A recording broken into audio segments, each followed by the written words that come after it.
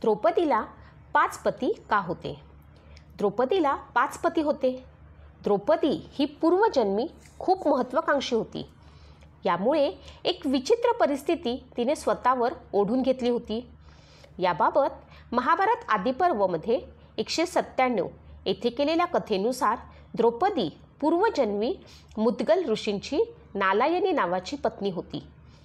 मुद्गल ऋषी म्हातारे असल्यानं तिची विषय वासना पूर्ण झाली नाही. तेव्हा तिनं महादेवांची कठोर तपश्चर्या केली. महादेव प्रसन्न झाले व म्हणाले, तुला हवा तो वर माग. तेव्हा अतिशय आनंद विभोर होऊन ती महादेवांना म्हणाली, देवा, मला असा पती हवा जो साक्षात धर्माचा प्रतीक असेल, हनुमंताप्रमाणे बलवान असेल, रामाप्रमाणे अद्वितीय धनुर्धर असेल, कामदेवाप्रमाणे अतिसुंदर असेल, तसेच अनुपम सहनशील असेल. हे ऐकून महादेव म्हणतात, तथास्तु कन्ये, पण एक लक्षात ठेव, हे सर्व गुण एका व्यक्तीकडे असणे अशक्य आहे. पण माझा आशीर्वाद व्यर्थ जाणार नाही. पुढील जन्मी तू वरील 5 गुणांनी संपन्न अशा 5 पतींची पत्नी होशील. हे ऐकून तिला कळेना की आपल्याला हे वरदान मिळाले की शाप. पुढे पांचाळ नरेश द्रुपद यांची कन्या म्हणून तिचा जन्म झाला. या द्रुपदानं एकदा द्रोणाचार्यांचा अपमान केला होता. द्रोणाचार्यांनी आपल्या शिष्याकडनं द्रुपदाचा पराभव केला. याचा बदला म्हणून द्रोणांना मारणारा पुत्र होण्यासाठी द्रुपदने यज्ञ आरंभला. त्या यज्ञातून एक पुत्र बाहेर आला. त्याचे नाव दृष्टद्युम्न असे ठेवण्यात आले व त्याच्यासोबत एक कृष्णवर्ण मुलगीही बाहेर आली. तीच द्रौपदी होय. द्रौपदी उपवर होताच तिचे स्वयंवर मांडण्यात आले. पांडव यावेळी लाक्षागृहातून सुटून एक चक्रा गावात ब्राह्मण वेशात राहत होते.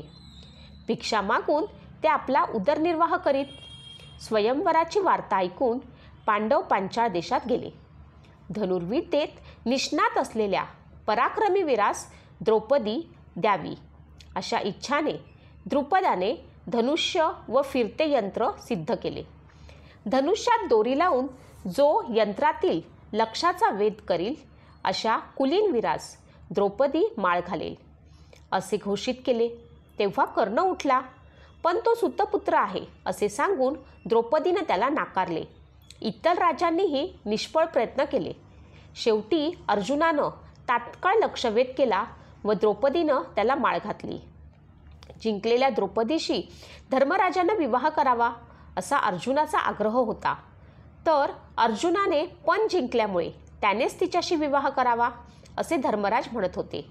अखेर 5ही पांडव आपल्या आईकडे गेले. मोठी भिक्षा आणली आहे असे ते म्हणाले.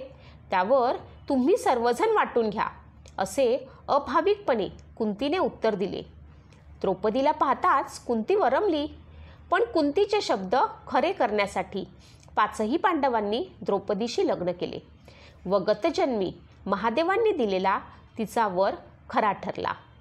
द्रौपदीनं 5 पांडवांची पत्नी होण्यापूर्वी अट ठेवली होती की द्रौपदीची अट अशी होती, ती कधीही आपले घर दुसऱ्या स्त्रीबरोबर सामायिक करणार नाही. एका वेळेस फक्त एकालाच पती म्हणून स्वीकार करील. त्यामुळे श्रीकृष्णानं ती अट मान्य केली.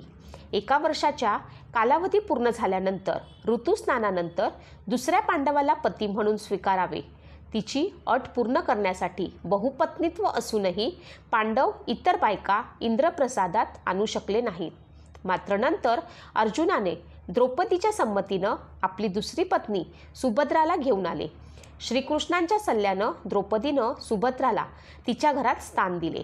द्रौपदीने जन्मलेल्या युधिष्ठिराच्या मुलाचे नाव प्रविज्ञा ठेवले गेले. भीमामुळे जन्मलेल्या मुलाला नाव सुतसोम होते. द्रौपदीने जन्मलेल्या अर्जुनाच्या मुलाचे नाव श्रुतकर्मा होते.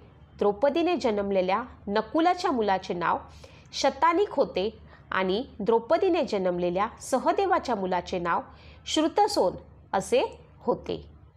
अशाच नवनवीन